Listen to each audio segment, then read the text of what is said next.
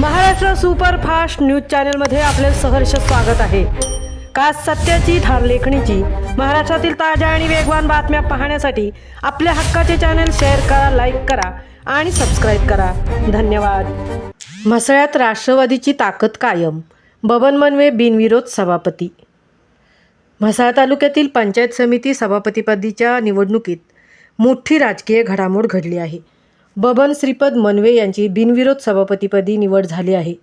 तहसीलदार तथा प्राधिकृत अधिकारी सचिन खाडे यांच्या उपस्थितीत पंचायत समिती कार्यालयात विशेष सभा पार पडली। सभापती पदासाठी दाखल अर्जांची छाननी करण्यात आली असता बबन मनवे यांचा एकमेव अर्ज वैध ठरला आणि त्यांची निवड बिनविरोध जाहीर करण्यात आली। म्हसळा पंचायत समितीत राष्ट्रवादी काँग्रेसचे स्पष्ट बहुमत असल्यामुळे ही निवड आधीपासूनच निश्चित मानली जात होती। सर्व सदस्यांनी एकमताने घेतलेल्या निर्णयामुळे निवडणूक प्रक्रिया शांततेत पार पडली। नवनिर्वाचित सभापती बबन मनवे यांनी सर्व सदस्यांचे आभार मानत तालुक्याच्या विकासासाठी सर्वांना सोबत घेऊन काम करू असा विश्वास व्यक्त केला। या निवडीमुळे म्हसळा तालुक्यात राष्ट्रवादी काँग्रेसची ताकद पुन्हा एकदा अधोरेखित झाली आहे। यावेळी राष्ट्रवादी काँग्रेसचे जिल्हाध्यक्ष सुभाष कोटकाणे, तालुका अध्यक्ष समीर बनकर, शाहिद उकये, जिल्हा परिषद सदस्य अनिल बसवत, महेश घोले, संतोष सावंत तीनही सदस्य अनेक मान्यवरांनी उपस्थित राहून मनवे यांना शुभेच्छा दिल्या।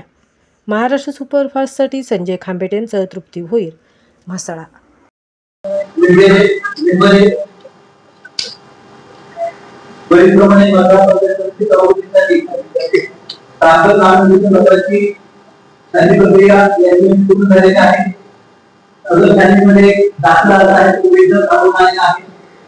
त्यामुळे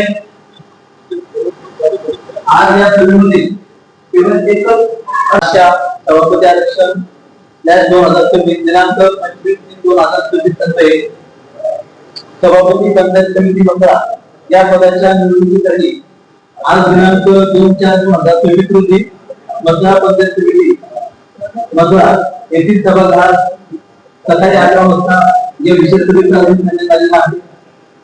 सदर विशेष सभेत सर्व निर्वाचित पंचायत समिती सदस्य उपस्थित आहेत। त्यांनी या ठिकाणी स्वाक्षरी केलेली आहे।